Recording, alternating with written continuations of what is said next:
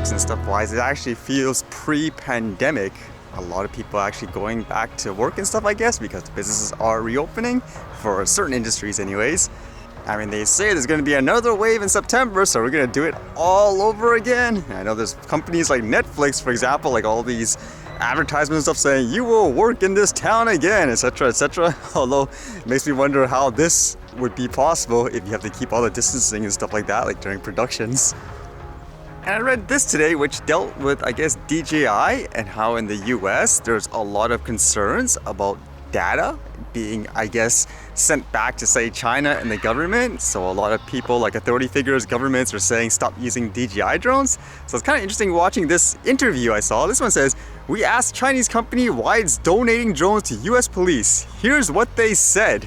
So as you all know, a lot of police departments, they're using drones during this pandemic for things like social distancing and all that, and DJI gave them drones to use. I guess the flip side of it, you could say it's good, whereas other people would say no, they're using that to, quote, I guess, spy on you. So it's kind of interesting watching this interview where the person actually brought up a lot of points which I assume a lot of people would have in terms of things like concerns. Why is DJI donating drones to US law enforcement? Well, starting last year, DJI's American staff began a program where we were donating our technology to public safety officials, including law enforcement and fire departments, to help in disasters, typically things like hurricanes. Of course, COVID-19 is an unprecedented type of emergency. And so we talked amongst ourselves on the American team and said, look, we have to help somehow. I think it's very simple. Your drone flight and image data is not automatically sent to us. Drones themselves are just cameras that fly. There is no requirement or need to connect them to the internet to perform a mission. In fact, many of these operations in response to COVID-19, it isn't about taking pictures, it's about using a loudspeaker to send messages to people in public spaces. If the allegation, as I understand it, is that data is automatically being sent to China, that is demonstrably untrue. It's been proven to be untrue by the validations undertaken, including by federal agencies and commercial partners. Let me ask you this. Article 7 of Chinese law requires that companies and individuals collect intelligence data. Is DJI in violation of Chinese law? For anyone who's concerned about something like that, the answer is simple. Don't send us your drone data. There's nothing about the operation of our products that requires drone data to be sent to us. We sell the hardware. We don't have a business model that corresponds to collecting the data. So it's kind of interesting, basically, just to hear the response in terms of what are they doing, for example, where in China there is essentially like a law saying, hey, we're the government, you're a company. If we say you do this, like give up your data, then do it. And it's kind of interesting. The response is, if you're worried about that, then just tell the drone or whatever not to send data back, which is a little confusing for me personally, because I don't see how that's possible with things like their Geofence and all that. Like you have to send your data like back and forth to get it approved.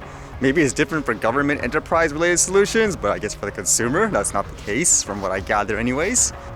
Seems like DJI is not having a lot of luck, huh? First losing that patent suit to Autel, it just seems like the US wants to get rid of them, so to speak, in many ways. Because if you remember that report I read, the one that says the report on the use of drones by public safety agencies, it basically talks about the benefits of the tech, how it's growing rapidly, but at the same time it can be used in malicious ways.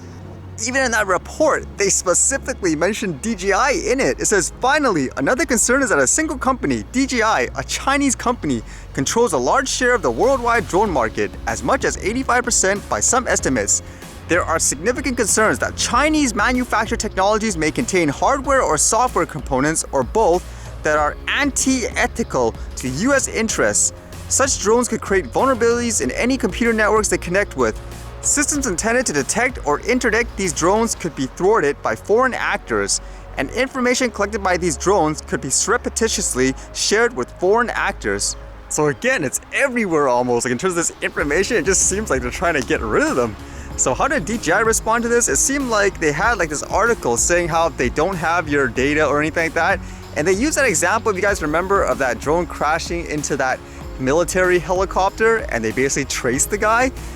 Well, they say it wasn't tracked based on data, I guess to show they don't have anything on you. It says, how I know DJI doesn't have your drone data. Our recent launch of the world's first consumer drone with ADS-B aircraft detection safety technology, Mavic Air 2, reminded me of the original inspiration for undertaking that new safety commitment, a scary collision between one of our drones and a helicopter in New York City. That incident provided lessons to us about how we can make drone use even safer. But it also gave me my own personal lesson in how DJI respects the data security of its customers. It confirmed that contrary to incessant politically driven allegations, DJI does not automatically collect flight log or image data from its customers. So some of you may remember this story. It says back in September 21st, 2017, there was a US Army Black Hawk that got hit by a drone. And apparently they recovered some parts of the drone. Now, they say here in the article they could not identify who this person was. The only way they were able to do so was, I suppose, they were involved in this Transportation Safety Board collision, and they gave them like pieces of the drone. And with the drone, I guess it has things like serial numbers and stuff on that. So with that, they looked at their database and it tracked it back to the owner. And once they did that, and they basically went up to the owner apparently voluntarily gave data, like logs, so they can investigate and say, oh yeah, you were the guy flying here and so forth. So it wasn't them in particular saying, okay, that's it, let's just pull up everything on our computer, we'll see their flight logs, which is the assumption. So their argument there is, if they can't even track the person down there, they don't have data on anyone else as well in terms of all the concerns. To me, it's a really interesting topic just about the tech in general. Who do you believe? What do you believe? Ultimately, do you care? I know the argument for a lot of recreational people here, they would say, well, who cares? Even if they do steal your data and so forth, what are they gonna get?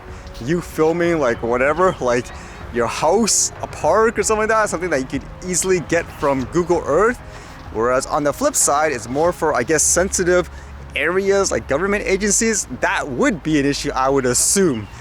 For example, flying in some kind of, I don't know, secret mission, sensitive area or whatever. I mean, there it would be valuable information, assuming the worst or whatever. Let's just say those two countries are at war, like US and China, and then the government says, hey, DJI, you better give me all the information on this guy. To my understanding, they would have to say, yes, sir, correct? I mean, that's just the way it is. I don't think it's a joke, for example, there when people speak up their mind. Couple of hours or literally maybe minutes later they get arrested. I mean, that's not a joke too. So that's what they would be concerned about, to my understanding, if you're trying to understand it from both sides of the fence.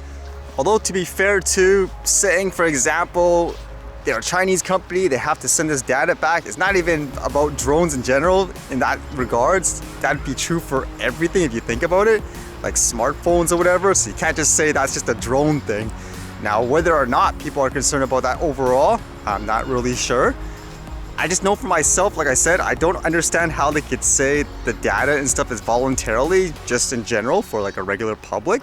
Because with things like the Geofence, you have to send your data back and forth with them. I don't see how that's possible to say, no, it's my choice, I don't want to send you anything.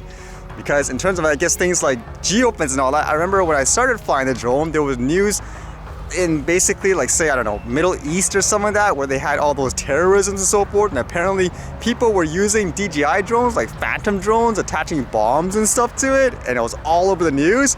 And if you go back in time, apparently, like here, it says, drone maker DJI quietly made large chunks of Iraq, Syria no-fly zones. So it was basically, I guess, a stealth update to ground all the drones. I think that's what the perspective would be in terms of people who are afraid of what information they collect, what they could do with their potential, I guess, hardware and software. Could they essentially, I guess, to play the devil's advocate like there, let's just say, again, they're at war with certain places, like, I hate these guys, I want their information, I want to ground them, so to speak. Can they do this on any product? I think that would be the concern. Whereas I would say probably for most people like myself, we fly it recreationally, right? We would say the same thing, like, what does it matter? We filmed this. So yeah, who knows? But it'll be interesting to see if all this stuff adds up to the point where they're essentially like kicked out in the US market, huh? Because just in terms of data and stuff like that, what people say is true even for American companies. I'm pretty sure Google has so much information on so many people, they could probably do the same thing if they really wanted to, say, track someone down and so forth, right? So yeah, so that topic of, I guess, data and privacy and stuff is universal overall, not just with like DJI drones, etc.